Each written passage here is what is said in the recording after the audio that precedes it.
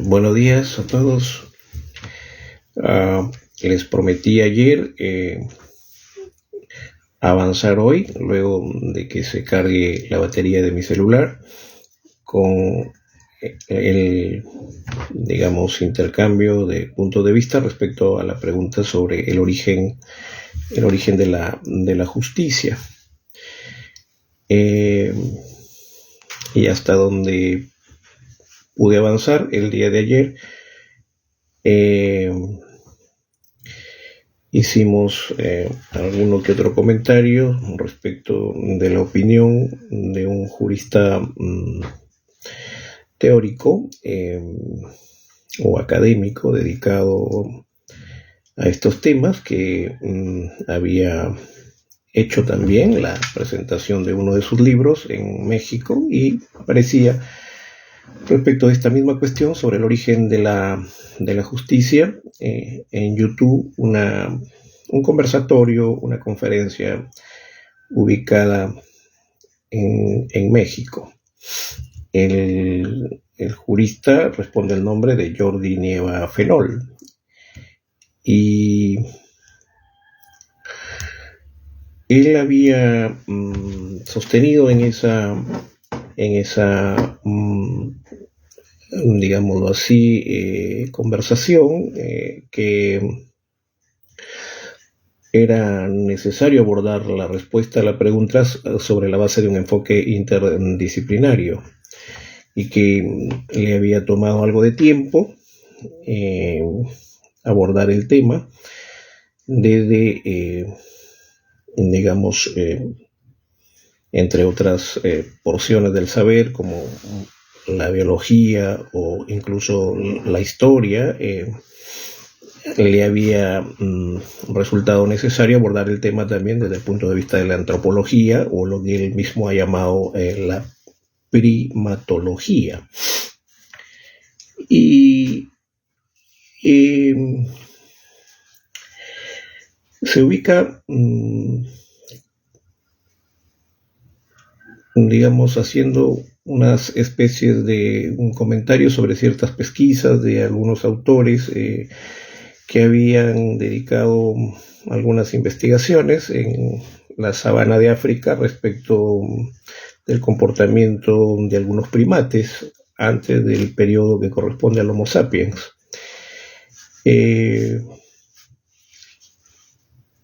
Y la pregunta era saber si, en cuestión a el origen o en relación al origen de la justicia, la cuestión planteada respecto a la investigación hecha sobre los primates podría permitirnos saber si en la comunidad de los primates, de los chimpancés, orangutanes, en fin, que habían sido objeto de investigación y estudio, de los gorilas de la sabana africana, existía algo así como un rasgo que podría permitir asumir razonablemente que ya instintivamente en esta comunidad de primates existe algún instinto básico de equidad o justicia. Y la conclusión a la que había llegado un jurista, Jordi Nieva Fenol, sostenía que no, que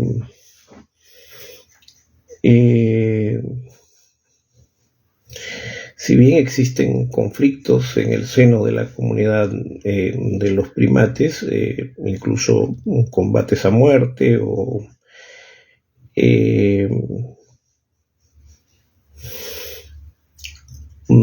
digamos que pueden estar basados en sus necesidades naturales, como la comida o defenderse frente a una agresión, en fin, sostenía aquel que en los chimpancés no hay nada parecido a la equidad. Y el día de ayer nosotros expusimos que se había utilizado además por él un ejemplo que tiene que ver con el comportamiento de los primates. Esto es que las investigaciones habían permitido advertir que en un momento determinado los primates ancianos, cuando ya no podían alimentarse ellos mismos, resultaban siendo alimentados por los primates jóvenes. Y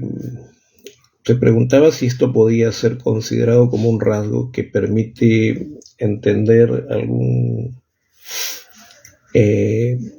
comportamiento que se asocia con algún sentido de solidaridad y por lo tanto de una especie de gestión sobre la base de alguna idea de derecho. Mis comentarios obviamente van a tener que presentar la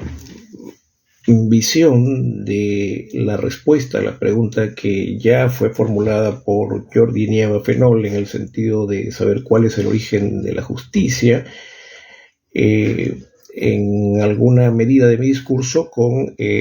una manifiesta voluntad argumentativa adversa respecto de las opiniones que él tiene sobre esta cuestión.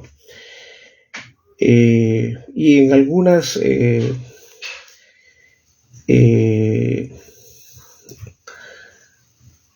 líneas de mi discurso se va a notar que hay quizá alguna coincidencia, algún rasgo parecido con el pensamiento de aquel.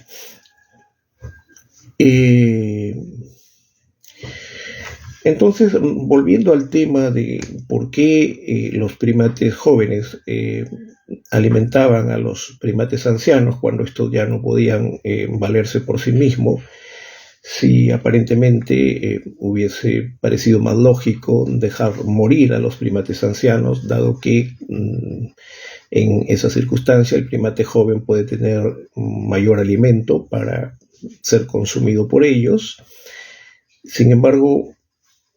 la conducta que había sido objeto de la pesquisa a nivel de los antropólogos encontraba una respuesta que tenía que ver para él, aun cuando negaba la posibilidad de que entre los chimpancés exista algo parecido a la equidad. La conducta, sostenía él, se explicaba en la medida en que era muy importante para la comunidad de los primates evitar que el número de, digámoslo así, chimpancés o gorilas o orangutanes que forman parte, que integran la comunidad, disminuya. Porque de lo contrario, la comunidad toda de los primates podía verse expuesta a una eventualidad de una agresión violenta de la comunidad de primates vecina, y entonces se había sostenido que ese comportamiento, que de entrada parecía como si fuese asociada a la posibilidad de una idea de justicia en el sentido del orden y de la solidaridad, en realidad no era tal, sino que más bien se trataba de una conducta que responde a la propia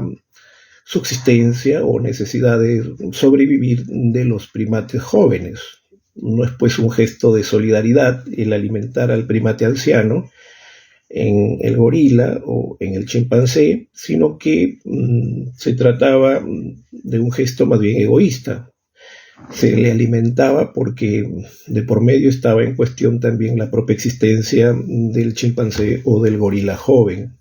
en la medida en que ellos entendían que si el número de sus integrantes disminuía, la comunidad primitiva de los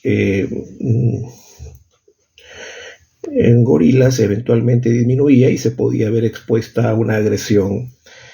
de la comunidad de primates vecina. Entonces se descarta la posibilidad de comprender que a nivel de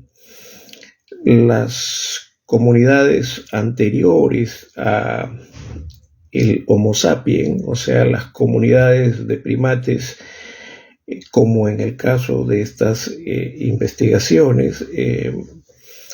puede existir algo así como un instinto básico que podría ser definido en el sentido de la equidad o de la justicia.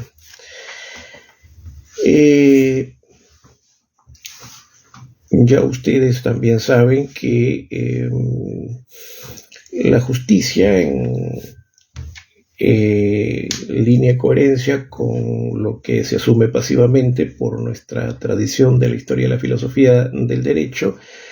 ha sido propuesta en términos de una definición que consiste en darle a cada uno lo suyo. Luego veremos en qué sentido esta definición cobra importancia. Lo que trato de decir aquí es que este autor, Nieva Fenol, llega a la conclusión de que no hay nada parecido entre los chimpancés a algo que suponga razonablemente asumir que en esa comunidad primitiva anterior al periodo de los Homo sapiens existe algo así como un instinto básico que tiende a un sentido de equidad o de justicia. Sí hay, desde luego, problemas que revelan, digamos, conflictos a nivel de esa comunidad de chimpancés, gorilas o orangutanes, conflictos que eventualmente pueden hasta dar lugar a combates a muerte y que revelan, digamos, que su origen responde más bien a temas que están ligados a jerarquía, a alimentos, a territorio, a sexo, a caza, etc. Pero vuelvo a insistir en esto, para este autor no existe un instinto básico que pueda ser definido en términos de algún sentido de equidad o de justicia. Y descarta pues entonces la respuesta a la pregunta sobre cuál es el origen de la justicia, si esta respuesta debe provenir de la antropología. Dice que los estudios de la antropología a nivel de estos antropólogos que han hecho y hasta han convivido, incluso poniendo en cuestión su propia vida, en la sabana africana, estos estudios sobre los chimpancés u gorilas con esas conclusiones. Entonces él descarta la posibilidad de que la respuesta a la pregunta, más o menos consistente y plausible, pueda venir de ese segmento del saber llamado antropología, por lo menos en la muestra tomada a nivel de los primates a los que me he referido. Y como su investigación responde a un enfoque interdisciplinario, entonces sostiene él que luego de haber estado leyendo una serie de documentos, entonces se ha visto obligado a hacer una pesquisa, una investigación, una indagación sobre la historia de las primeras civilizaciones de la humanidad, pero hay en su exposición una afirmación muy importante que revela de alguna manera cuál es su concepción de derecho, que es el punto de partida que no, digámoslo así, explica con mayor profundidad, pero que es una presuposición básica que está en el fondo como punto de partida de su propuesta a la pregunta sobre cuál es el origen de la justicia. Él sostiene en realidad que si hay que comparar el comportamiento de la comunidad de los primates con el comportamiento de la comunidad humana, aunque se acepte desde la antropología que no hay un instinto básico a favor de la equidad o de la justicia. Sin embargo, los problemas de la comunidad de los primates, que podrían eventualmente revelar conflictos a nivel de jerarquía, de territorio, casa o sexo, sin embargo, sí demandan la necesidad de una regla. Digamos que para él, y esta es la concepción de derecho que expone en la presentación de su libro, para él el derecho tiene su origen en esa necesidad de conservar la vida de los que integran la comunidad de primates, no en el sentido de la justicia como una acción que repara un desequilibrio, esto es en el sentido de darle a cada uno lo suyo, sino más bien en el sentido de una regla que tiene su justificación en la necesidad de mantener la sobrevivencia de los integrantes de la comunidad de primates. Bueno, en ese sentido también dice, aunque no encontremos la presencia del significado de la equidad y la justicia, sí es importante darnos cuenta que la necesidad de la regla es consustancial a la vida comunitaria, y eso es para el derecho. Bueno, esta idea que él expone, yo creo que es una idea que está, digamos, asumida como una creencia básica, como un presupuesto básico en su discurso respecto a la pregunta sobre cuál es el origen de la justicia, que sin embargo no desarrolla en extenso, porque entiende que se está dirigiendo a un auditorio que no va a poner en cuestión la idea del derecho como sinónimo de regla de conducta. Veremos más adelante cómo es que ponemos en cuestión, y ahí hago notar que existe una contradicción entre lo que él asume como derecho y lo que más adelante yo explicaré como mi visión del derecho. Bien, entonces la respuesta a la pregunta no proviene de la antropología. Sin embargo, en sus comentarios introduce en un pasaje de su discurso la noción de que el derecho nace como consecuencia de la necesidad de conservar vivos a los integrantes de la comunidad, y por lo tanto, para evitar los conflictos al interior de esa comunidad, conflictos que pueden tener un origen en la jerarquía, en el alimento, en el sexo, en el territorio, en la casa, se hace necesario el derecho como sinónimo de regla de conducta. Bien, quiero decir dos cosas respecto de esto. En primer lugar, que se trata de una afirmación no justificada respecto del origen del derecho, y en segundo lugar, que él, a partir de esa afirmación, distingue el concepto del derecho del concepto de justicia, porque o el origen de la justicia, porque continúa con su indagación y plantea la necesidad de recurrir al sentido de la historia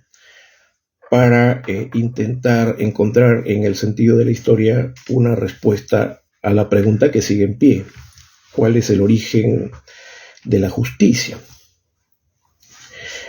Esa bifurcación, esa escisión o división entre el sentido del derecho como sinónimo de regla de conducta y el sentido de la justicia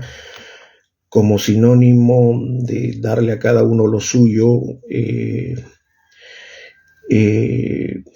para mí es absolutamente intolerable, inadmisible. No es parte de mi concepción de la solución de los problemas humanos, el abordaje de estos problemas humanos con una concepción que parta o aborde el problema humano como teniendo como respaldo un punto de partida que divida al derecho de la justicia. Pero esta es una cuestión que, si hay tiempo, quizá la veremos más adelante, no en este momento. Veamos ahora cómo es que él presenta desde la historia la indagación también a la pregunta sobre cuál es el origen de la justicia, que en realidad me parece a mí que más interés tiene en saber cuál es el origen del juez como este tercero componedor que resuelve el problema que atañe a dos personas. Digamos, la pregunta en cuestión tendría que ser: ¿por qué tendríamos que aceptar que en relación a un problema que atañe a dos personas tendría que ser un tercero aquel que resuelve ese conflicto o ese problema? ¿Qué ha sugerido él? Él ha sugerido que hay que ir pues a la historia, esto es al origen de las primeras civilizaciones, desde probablemente, digo yo, los sumerios o la civilización de Mesopotamia o la civilización egipcia. Y él dice que la mitología de la civilización de Egipto permite ubicar a una diosa de la mitología de Egipto, llamada Mahat, que es la diosa de la verdad y es la diosa de la justicia y también es la diosa del orden. Y que de acuerdo a una línea de tiempo, en realidad esta diosa, según él, que además, digamos, siendo la diosa de la verdad, del orden y de la justicia, y que de acuerdo a la iconografía de la mitología, está representada con, digamos, una pluma de avestruz sobre su cabeza, y se dice que esta diosa define el destino de las personas que ya han muerto, de los humanos que han muerto, y entonces para saber si por tus obras en la vida tú debes ir a compartir el sitio de los dioses o si debes morir. Lo que hacía esta diosa era colocar en una balanza la pluma de el avestruz puesta sobre su cabeza y el corazón del muerto en el otro plato. Si el peso del corazón era mayor al peso de la pluma, entonces tu destino era ir con los dioses y seguías viviendo. Si en cambio no se movía la balanza, la consecuencia de esa situación era que la diosa Maat te comía. Esto es, te daba muerte definitivamente, y entonces ahí terminaba tu existencia. Esto no lo dice, por supuesto, Jordi ni Eva Fenol, pero él sí dice que esta diosa de Egipto, en la línea de tiempo, de acuerdo con la mitología de Egipto, se ubica en el tiempo en una fecha muy anterior a la presencia de la diosa Temis en la mitología griega. Y es más, él afirma que los rasgos que tiene Temis de la mitología griega son rasgos sumamente parecidos a los rasgos que corresponden a la diosa de Egipto, Amat, o Mahat, perdón. Porque estamos pues también frente a una balanza, frente a un plato, y también frente a un juicio que se hace a los muertos para saber cuál va a ser su destino, en función de lo que ha sido su obra en vida. En fin, lo que trato de decir es que se afirma por Nieva Fenol que Temis es una imitación de Mahat. Esto es que los orígenes de la figura iconográfica que representa a la diosa de la justicia en la mitología griega, en realidad ya se encuentran ubicados en la mitología de Egipto. Y cuando uno pregunta si la presencia del tercero componedor, esto es el juez,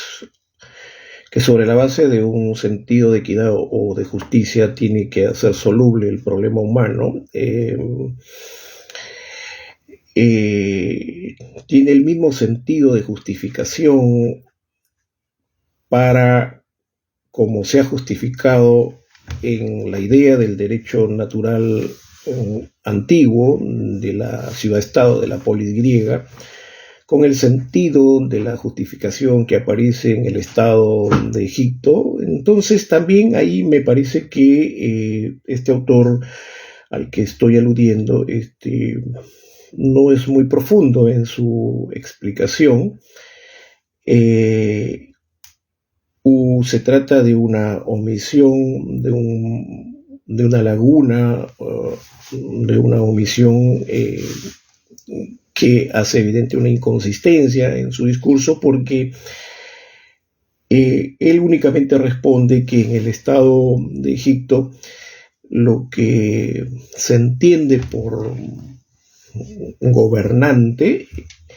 no se entiende de la misma manera en el Estado, digamos, en el sentido de gestión de los asuntos de la cosa pública que involucran probablemente en el escenario de la justicia distributiva el reparto de las cargas, de los bienes y de los honores, con la participación del ciudadano libre, de la polis, en la asamblea. No es igual, porque él responde sosteniendo que en el Estado de Egipto,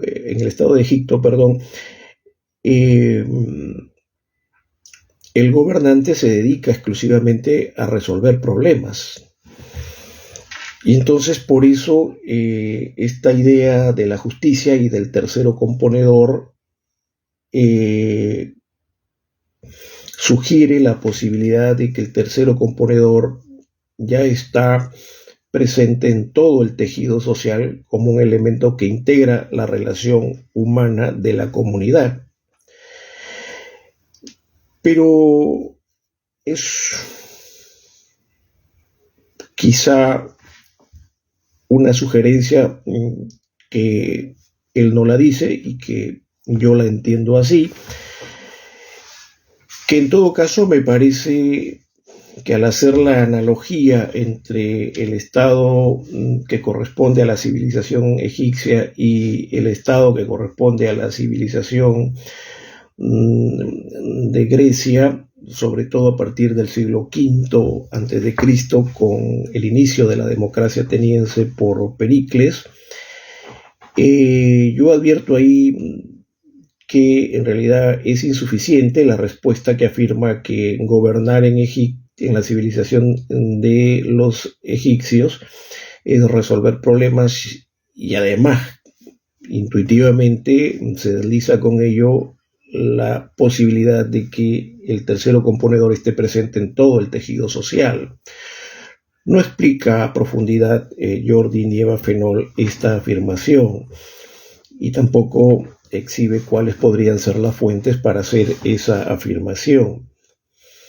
De otro lado, la analogía no toma en cuenta que la idea del derecho para el derecho natural clásico, esto es el derecho natural antiguo, sí pues es un segmento de la práctica social que se restringe a la justicia conmutativa. Es una acción correctiva que hace soluble un problema humano entre dos personas, donde evidentemente también participa un tercero. Pero este tercero, en el sentido del derecho natural antiguo, solo restringe su actividad, esto es su rol como tercero componedor, a una práctica social que no tiene el peso ni la importancia del sentido del derecho que sí la tendría hoy en día en el mundo contemporáneo, porque en esa época la idea del derecho está limitada a la justicia particular, esto es, está limitada a una práctica social, esto es, a un conflicto, a un problema humano que solo atañe a dos personas. El derecho, mejor dicho, es una acción mediante la cual se corrige un problema humano donde el conflicto involucra solo a dos personas y los intereses se restringen solo a los intereses en conflicto de dos personas. Es por lo tanto una actividad restringida al segmento de la justicia conmutativa. No es como se sugiere por el lado de la civilización egipcia al hacerse la afirmación de que el tercero componedor se dedica a resolver problemas desde la perspectiva de la gestión política del Estado, desde la gestión de quien gobierna a todo el Estado. En la polígriga, la idea del derecho, por lo menos a partir del nacimiento de la democracia, desde el siglo V a.C., con Pericles a la cabeza,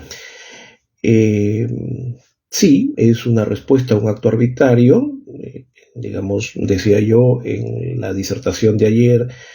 que si el tirano arbitrariamente impone su voluntad sobre el otro y decide, por ejemplo, que una piara de ganado pase a otro ciudadano o a otra persona, eventualmente ese desposeído o afectado en su derecho a la propiedad, lo primero que va es a oponer un argumento adverso y probablemente diga, bueno, pero ¿por qué a mí? Y yo me opongo a la arbitrariedad de esa decisión que me quita el vínculo que tengo yo con mis bienes. Entonces sí, es muy probable que en la respuesta, esto es el argumento adverso de quien dice ¿por qué a mí?, es muy probable que ahí encontremos en esa respuesta a un acto arbitrario el origen del derecho en el sentido de un argumento adverso. Claro que sí, es absolutamente cierto para mí que el derecho es una respuesta argumentativa adversa frente a un acto arbitrario. Pero en el escenario de la ciudad-estado o en el escenario de la polis griega, una vez que concluye la tiranía y nace la democracia y en su apogeo incluso con Pericles, el derecho es la justicia conmutativa y la justicia conmutativa en la ciudad-estado de la polis griega es un segmento de la práctica social que se restringe a los problemas intersubjetivos de dos o más personas, nada más. En cambio, la justicia distributiva, que atañe a los asuntos de la gestión de la cosa pública en la asamblea, en ese escenario de la ciudad-estado de la polidiriega, es otra cosa, es absolutamente otra cosa. Y sin embargo, de esa práctica social o política que define el contenido de la democracia, nacen los nomos o las leyes que son fruto de una convención previa deliberación y debate. También tenemos, por ejemplo, las costumbres, que podrían ser también en el sentido de Jordi, reglas de conducta y que por lo tanto son derecho para él, desde la extrapolación, esto es desde la idea que no desarrolla, pero que hace evidente como si fuese una creencia o un presupuesto tácito de la cual parte todo su discurso. Y entonces entre los mores, que son fruto de la voluntad de la práctica política de la asamblea como consecuencia de hacer eficaz la justicia distributiva, y las buenas costumbres, inclusive el entrenamiento en las buenas costumbres, que es, digamos, parte de la educación del ciudadano de la polidiriega, todo eso, sin embargo, en el sentido tradicional de la idea del derecho natural antiguo, sin embargo, no es derecho, son politicón, es una práctica política. Porque a través de la práctica política se hace eficaz el sentido o la naturaleza social del ser humano. Ahí entonces tenemos otra diferencia fundamental a la respuesta sobre cuál es el origen de la justicia. Podría ser cierto de que quizá el antecedente de Temis esté en la diosa Maat de la civilización egipcia, por este asunto iconográfico de la balanza y del peso en la balanza. Pero también desde el punto de vista de la mitología uno tiene que darse cuenta, y uno se da cuenta de eso a partir del ocaso de Sócrates, porque ha quedado claramente establecido, y así lo hemos planteado nosotros en anteriores disertaciones, que Sócrates demostró su inocencia en el debate frente al tribunal y frente también al pueblo que había ido a la asamblea a observar el debate por las imputaciones que le había hecho Meleto en ese juicio, Meleto y dos más en ese juicio. Y dicho sea de paso, entonces los componentes del proceso judicial, en el sentido de ser un debate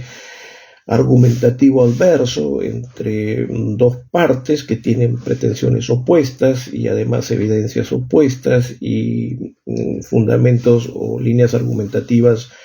no solamente sobre las evidencias, sino también sobre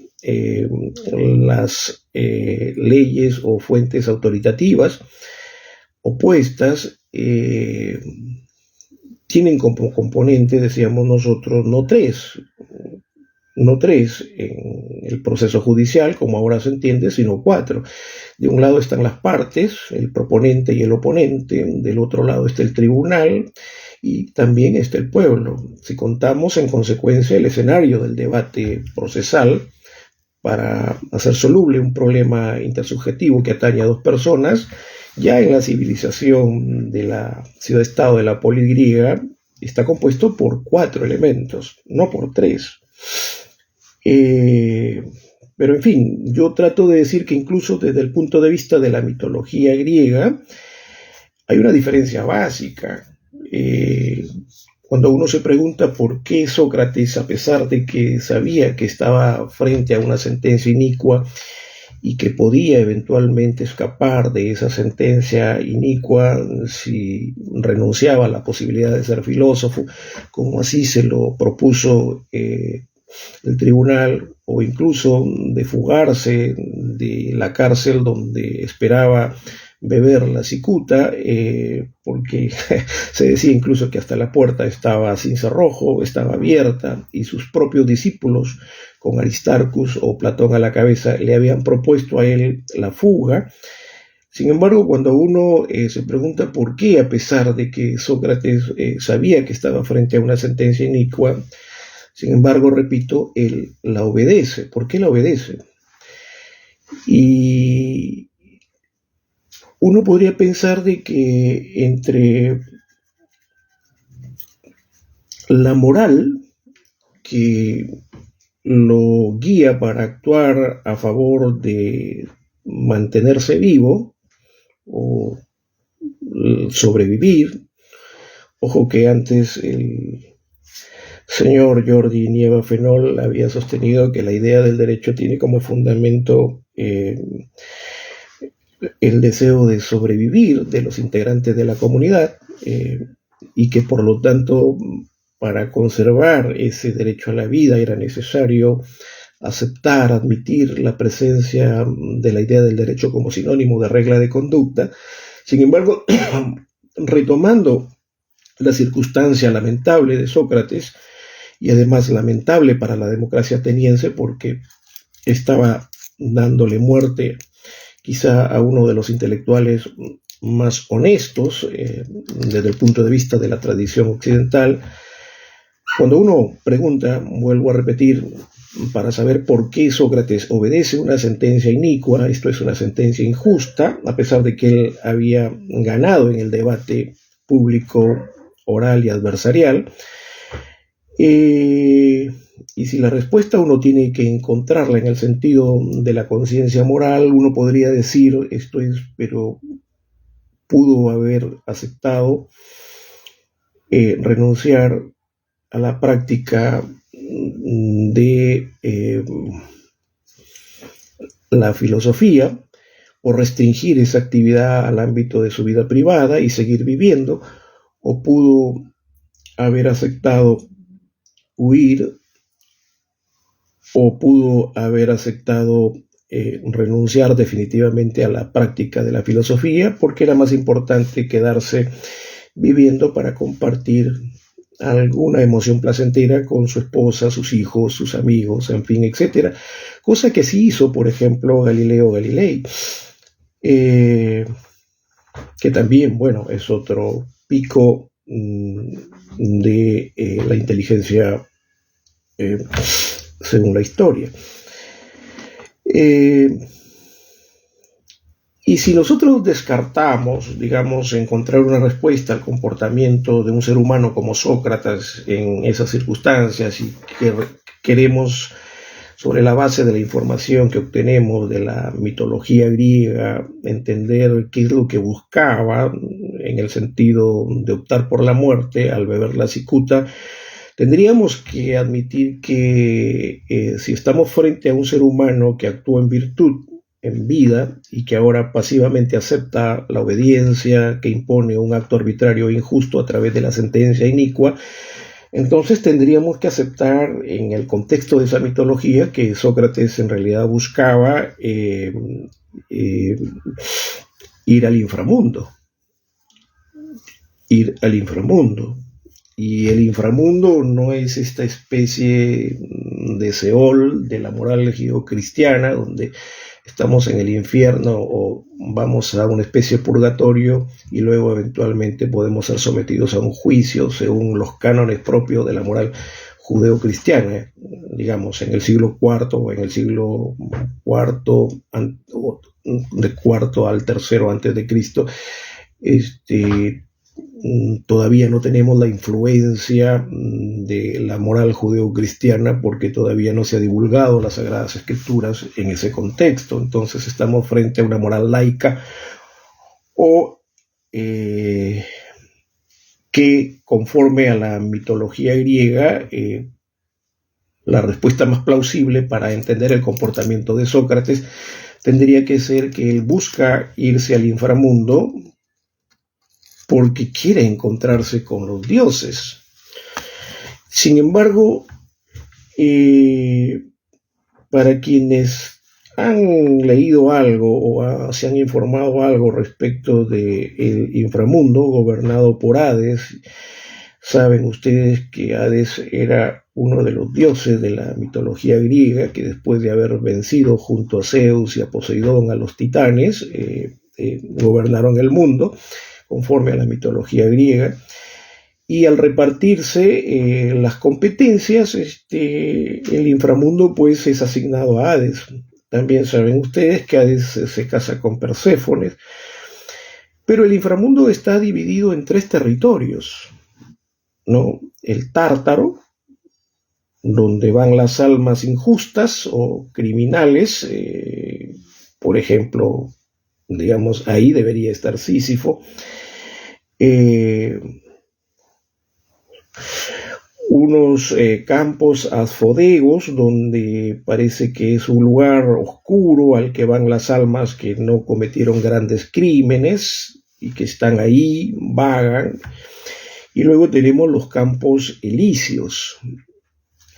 En los campos elíseos están ubicados las personas justas y honestas, y además que probablemente en vida han vivido con gran audacia y coraje, ¿no? Entiendo yo, en consecuencia, que si uno quisiese buscar una respuesta a la pregunta sobre por qué obedece Sócrates una sentencia inicua que lo condena a beber la cicuta a pesar de que se sabe inocente de la imputación o del cargo que le ha formulado Meleto, la respuesta desde el punto de vista mitológico sería que Sócrates busca ir al inframundo para ubicarse en los campos elíseos y ser feliz ahí, en el inframundo. Ojo con eso. Pero en el inframundo no están los dioses, solamente está Hades, con Perséfone, y eventualmente, bueno, pues ahí probablemente encontramos al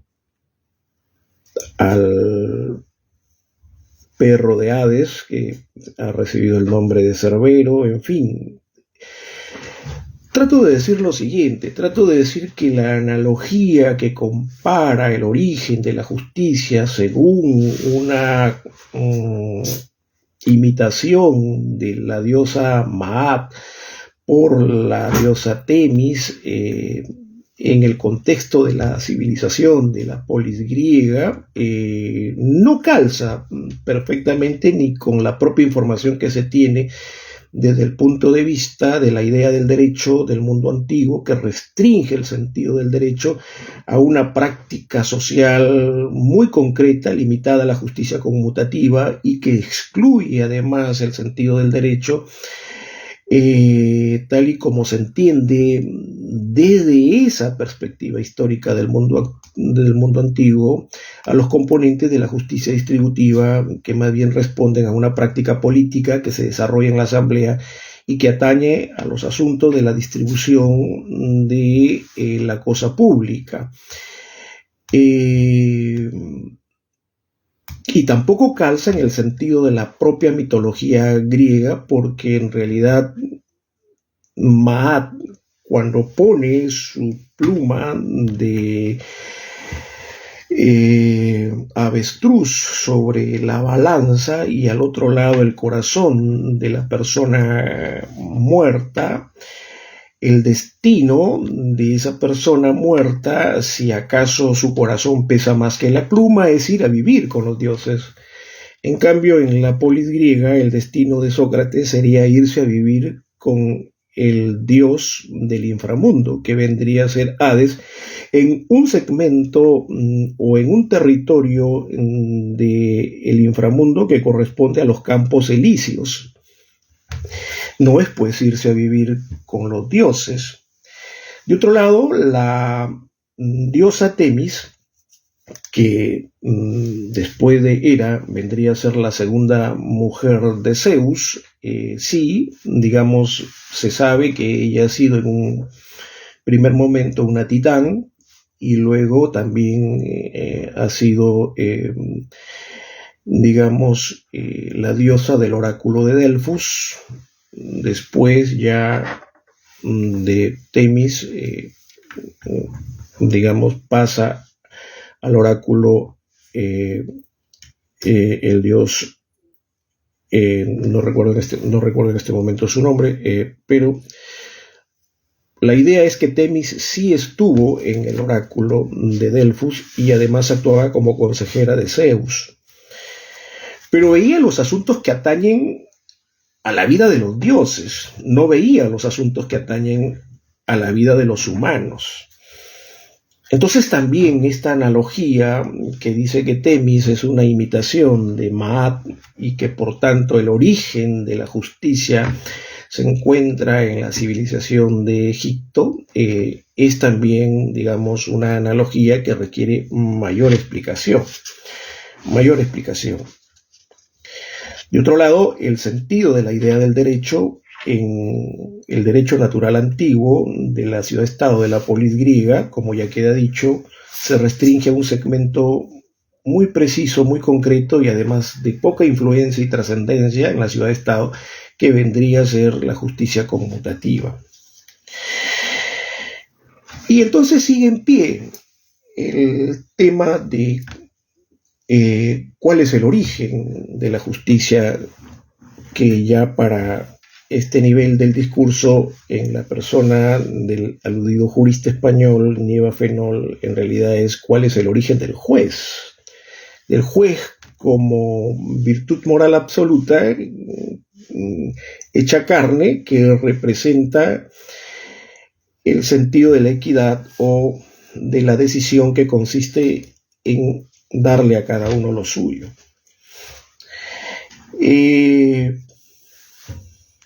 Yo he escuchado que él también dice que normalmente cuando existe un problema entre dos, la actitud de los integrantes de la comunidad ligados a los dos en contienda es acercarse para pacificar el conflicto. Digamos, actúan como mediadores, ¿no? Uno se acerca y dice, no, mira, ve, por favor, cálmate, no hagas esto, ya olvídense, digamos, el tercero media para evitar el conflicto. Y uno cree que la necesidad de la mediación justifica la presencia del tercero. Si esto fuese así, entonces no tendría razón de ser el sentido del tercero como juez. Esto es como componedor de una controversia en el sentido más puro de un debate con argumentos adversos. Porque si el tercero actúa como mediador y la solución del problema está en función de la mediación, entonces, ¿para qué tenemos un juez? Digamos, para quien cree que el rol del juez es hacer soluble los problemas intersubjetivos desde el punto de vista de la aplicación del derecho positivo, ¿no? Sin embargo, bueno, nuestros modelos procesales, queriendo o no, de todas maneras han regulado una porción del derecho positivo en el sentido de aceptar la posibilidad del uso de la mediación con distintos nomen juris, como la conciliación, acuerdos reparatorios, en fin, etcétera, ¿no? Está ahí como un momento importante del proceso previo al juicio propiamente dicho y al rol que le atañe al juez como tercero componedor. En conclusión, de lo que se trata es de sostener que la mediación no justifica la presencia del tercero componedor, porque si esto fuese así, entonces el proceso judicial y el propio juez, en el sentido más puro y occidental de la palabra, no tendría razón de ser.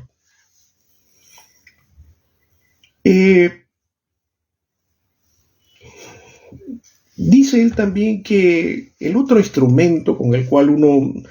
se acerca a comprender la realidad del problema es el instrumento de la interrogación. Y él sostiene que la interrogación puede ser un antecedente del proceso judicial o puede ser un antecedente del origen de la justicia, pero además es un antecedente ineficaz, según él. Digamos que es un instrumento que en resumidas cuentas no nos acerca de manera fidedigna a la realidad. Esta afirmación es una afirmación osada, es una afirmación que requiere, por tanto, buenas razones para sostenerla, porque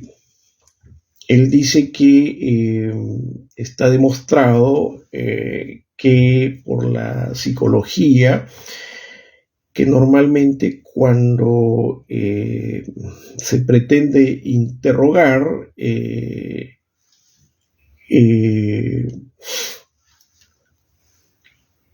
el testigo o el perito o incluso la parte que es eventualmente sometida a un interrogatorio puede, y de hecho ocurre, mentir. Y de otro lado, que la respuesta a la pregunta se emite en un contexto en el que también la información que él percibe respecto de los hechos se carga de su sistema de referencias, de su ideología, de su cultura, y por lo tanto no solo los sentidos pueden inducir a un juicio errado, sino también su cultura, ideología o sistema de referencias. Es relativo entonces el interrogatorio y también es relativo el dato del testimonio. La psicología cognitiva ha probado, de otro lado, que la capacidad de memoria del testigo no es lo suficientemente extensa como para mantener la información. Y por último, en un contexto de conflicto de intereses, ese testimonio siempre está cargado de un sesgo en la información que se depone. Yo podría incluso agregar a la posibilidad de cuestionar el interrogatorio como un instrumento para acercarnos a la realidad los siguientes argumentos. Podría decir incluso que por norma imperativa en los procesos penales el acusado, si desea, puede guardar silencio. Y entonces no le encuentro mucho sentido a, digamos, someterlo a un conjunto de test de preguntas críticas respecto de los hechos, si la respuesta del acusado va a ser: me adhiero al derecho a guardar silencio. De otro lado también, si uno asume que el acusante eventualmente puede prestar su declaración, aun cuando asumamos, dependiendo de los modelos procesales positivos, esto es, de las características propias de los detalles de los modelos procesales, puede deponer su testimonio en calidad de parte incluso por imperio de la ley. Eventualmente uno tiene que asumir que ese testimonio sintoniza, tiene la cadencia propia de una estrategia de defensa en función de la teoría del caso que postula una pretensión. Entonces no hay pues un camino fidedigno si utilizamos como instrumento al interrogatorio para acercarnos a la realidad a través de la cual uno se acerca a la verdad de los hechos para poder, sobre la base de la verdad, tomar una decisión justa, disponiendo que se le otorgue a cada uno aquello que le corresponde. Entonces él encuentra buenas razones para descartar la posibilidad del interrogatorio como un instrumento que permite también justificar la presencia del tercero componedor, y además incluso del propio interrogatorio como instrumento para acercarnos a la realidad. Y finalmente sostiene que estos antecedentes, digamos, a la mediación y también al interrogatorio, que han sido descartados como el fundamento del origen del tercero componedor, agrega que las ordalías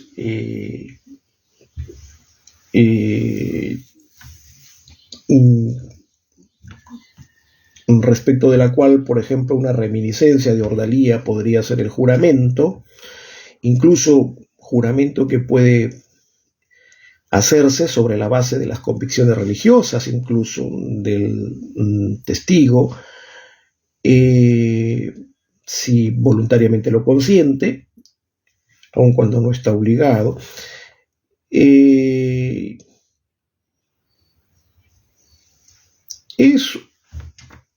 un procedimiento arcaico, inútil, dado que, digamos, se entendía antes que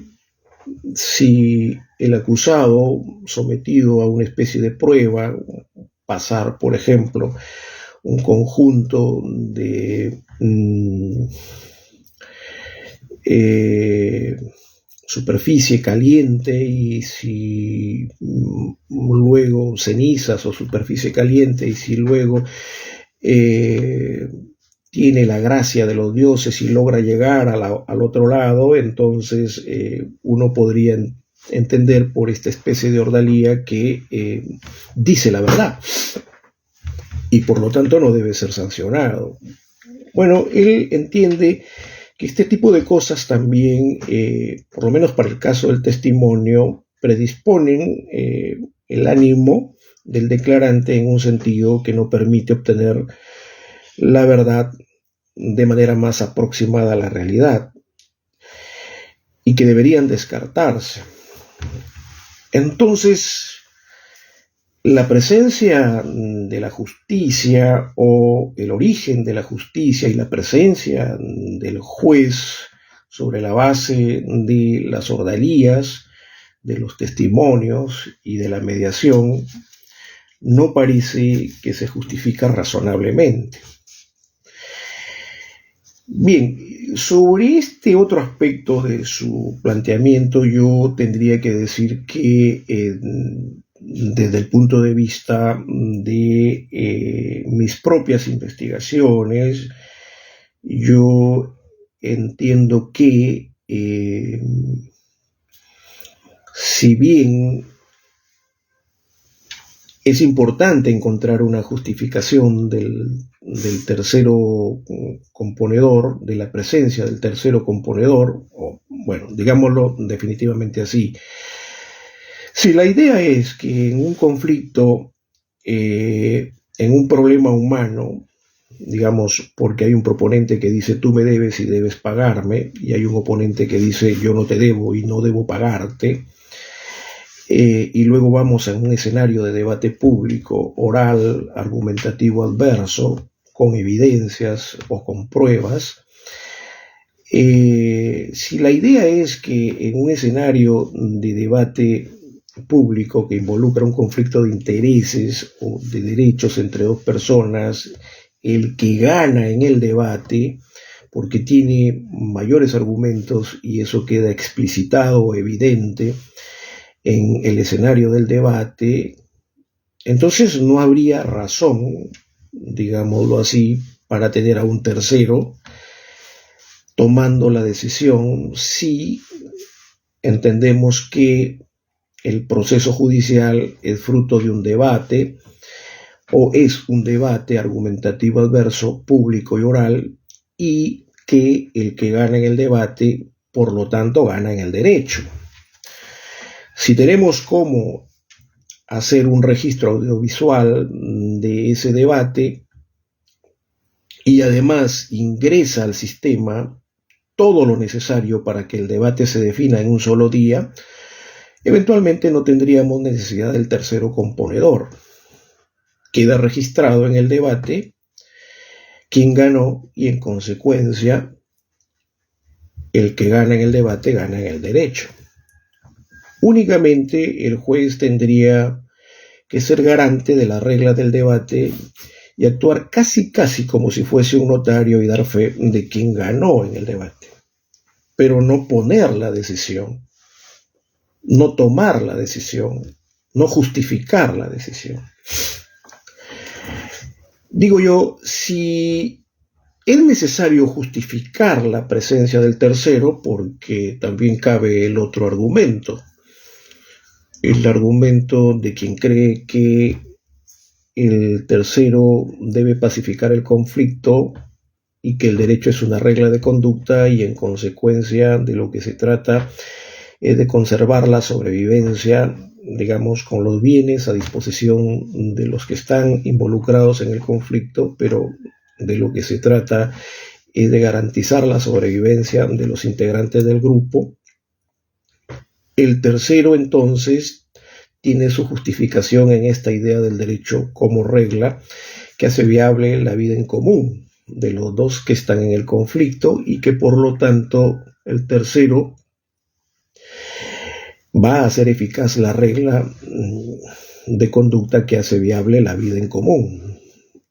Si creemos eso, entonces ya no sería necesario el debate, bastaría con que le demos toda la información al juez, al tercero componedor, para que él tome la decisión. ¿Por qué tendríamos que tener un debate si al final el resultado del debate no es sinónimo de quién gana en el derecho? ¿O por qué tendríamos que tener, digamos, a un tercero tomando la decisión si se nos ha hecho creer que el proceso judicial es un escenario de debate de partes? Es importante entonces preguntarnos cómo se justifica la presencia del tercero. Jordi Nieva-Fenol cree que una vez que ha demostrado que el origen de la justicia se encuentra en la diosa Maat y que la diosa Temis es una imitación de la diosa Maat, esto es que el origen de la justicia se encuentra en el estado de los ciudadanos de Egipto, porque se entiende ahí que el concepto de gobernanza es un concepto referido a la solución de problemas y que este que gobierna forma parte de la gestión, mejor dicho, que gobernar en el sentido del Estado de Egipto es resolver problemas y que por lo tanto este tercero forma parte de la gestión social, es un elemento que integra la relación social en comunidad y por lo tanto está presente. Sin embargo, él no explicó de manera suficiente cómo justifica esta afirmación y además cuáles son sus fuentes para hacer esa afirmación. Yo, en cambio, encuentro que podría aceptarse quizá la analogía iconográfica de asociar a Temis con Maat, pero con los problemas, digamos, que ya he expuesto referidos al tema del sentido de la mitología griega, que es totalmente distinto al sentido de la mitología del pueblo egipto. Como digo, Sócrates en realidad buscaba ir al campo celizo, donde van las personas justas y honestas con gran audacia y coraje en vida, una vez que muere. Y eso se ubica como uno de los 3 territorios que corresponde al inframundo gobernado por Hades. Son cosas totalmente distintas. Pero veamos este asunto también desde la perspectiva del derecho natural antiguo de la ciudad-estado de la polis griega. Ya también hemos afirmado que el derecho para este periodo, que se inicia con la democracia ateniense del siglo V de Pericles hacia adelante, es una práctica social restringida a un segmento muy concreto y quizá con poca influencia en la ciudad-estado, que es la justicia conmutativa. El nomos, las buenas costumbres o la educación en el sentido lato sensu de la ciudad-estado no era derecho. Ni siquiera la palabra directum, que es una palabra latina, existe en ese contexto histórico. Por lo tanto, si como él dice, los antecedentes que permiten justificar a la presencia del tercero componedor no están representados ni por el interrogatorio, ni por las ordalías, ni por la mediación, sigue en pie la pregunta: ¿cómo se justifica la presencia del tercero componedor y con él también el origen de la justicia?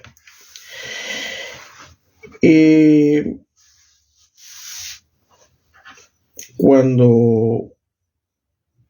hablamos de Jordi Nieva Fenol, él dice que es suficiente con el origen de la regla como regla de conducta social para hacer viable la vida en común, y por eso es que el tercero está ahí para pacificar el conflicto. Yo digo que esa es una respuesta falaz que en sí mismo no explica de manera suficiente la cuestión planteada, que es el origen de la justicia desde el punto de vista de la presencia del tercero componedor. Yo ensayo esta respuesta. Yo creo que el fundamento de la democracia ateniense es la ciencia y la amistad. La ciencia porque, digámoslo así, encuentro en la actitud a favor de la sabiduría tanto de los filósofos como de los sofistas del mundo antiguo, encuentro en la actitud un afán por la sabiduría que se basa en la indagación de la verdad. Y la verdad, para hablarlo en el sentido contemporáneo, en el mejor de los escenarios, tiene como fundamento el conocimiento científico. Entonces yo digo que encuentro que en la ciudad-estado de la polis griega, el fundamento de la democracia es este afán por la verdad. Y es un afán por la verdad en el sentido dialéctico de quien con el uso de la palabra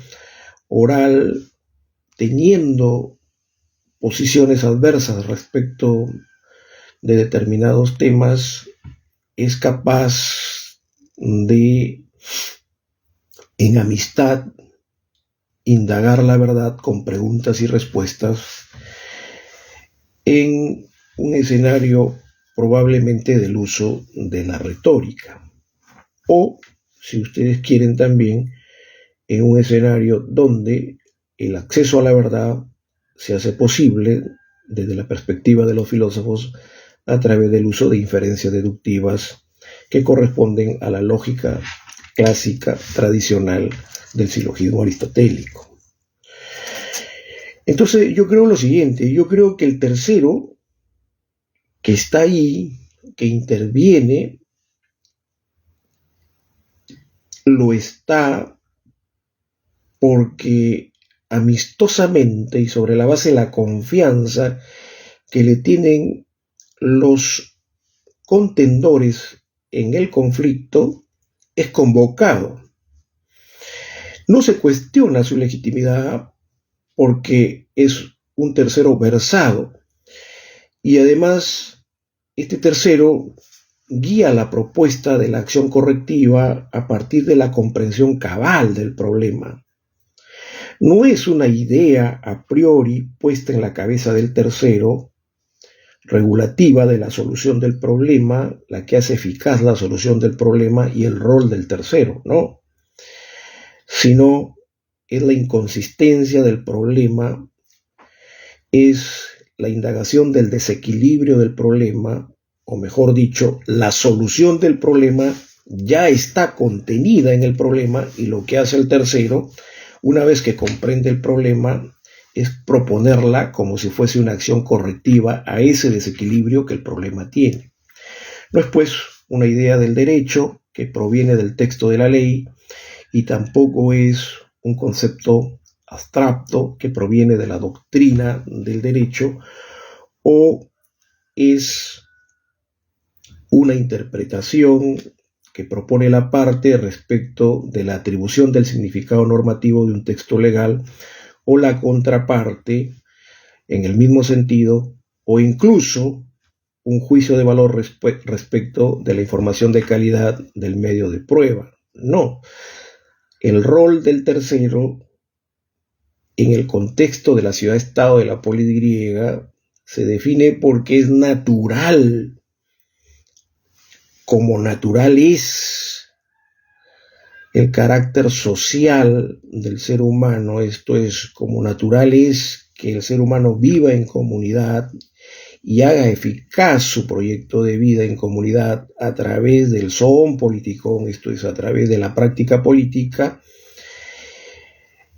En consecuencia, debe tener un sentido de tolerancia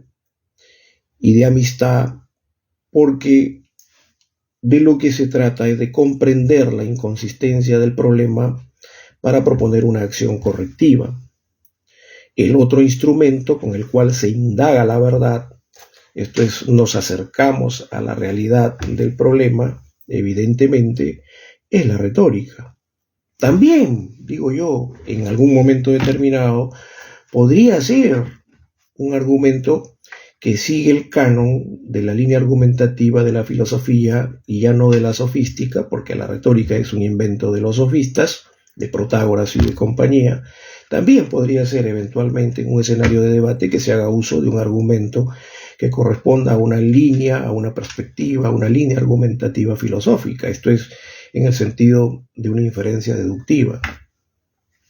Pero son solo herramientas. Lo central aquí es entender que en ese contexto de la ciudad-estado de la polis griega, el tercero es el amigo, el buen amigo, que goza de la confianza de las partes por su expertise, esto es, por su competencia y aptitud, y que además responde a un sentido de la democracia donde todos buscan la verdad y todos actúan amistosamente en esa indagación de la verdad. Para mí esa es la respuesta de la ubicación en el conflicto del tercero componedor, y no deberíamos oponer ni la posibilidad pura del argumento retórico de quien vence con mejores argumentos a la contraparte, ni la posibilidad pura de la inferencia deductiva de quien con silogismo puede encontrar una conclusión absoluta en el sentido de la interpretación del derecho. Yo me quedo por ahora aquí. No sé si es que estoy conectado con algún auditorio, algún amigo que quisiese ingresar, conectarse conmigo para bajar del mundo del discurso al mundo de los problemas y ver cómo la posibilidad de reintegrar este hiato entre la justicia y la ley se hace eficaz en la medida en que volvamos al sentido del derecho que proviene del derecho natural clásico del mundo antiguo. Ya hemos dicho además que la pérdida del sentido de la retórica por la influencia del medioevo y del derecho natural racionalista del mundo moderno ha privilegiado una manera de entender el derecho que finalmente termina en el siglo XX, fines de la primera mitad del siglo XX, 30, 45, 15, 45, con la Primera y la Segunda Guerra Mundial, en lo que nosotros hemos llamado el juez del horror, ¿no? Digamos, esta visión idealista de encontrar justificación en el orden de la sociedad sobre la base de un conjunto de ideas de las cuales se deducen principios y reglas para construir un sistema perfecto de reglas que hace soluble todos los problemas humanos, los regulados y los no regulados incluso, terminó pues con el Estado absolutista del Tercer Reich, del nacionalsocialismo. Y todavía no hemos pasado revisión seria a esa tradición intelectual que nos hace entender la idea del derecho en el sentido que lo está planteando Georges Nieva-Fenol. Esto es como si de lo que se trata es de obtener una regla de conducta para hacer viable la vida en común a fin de evitar que los miembros de la comunidad o toda la comunidad perezca. Muchas gracias. Por ahora yo me quedo aquí. Buenos días a todos.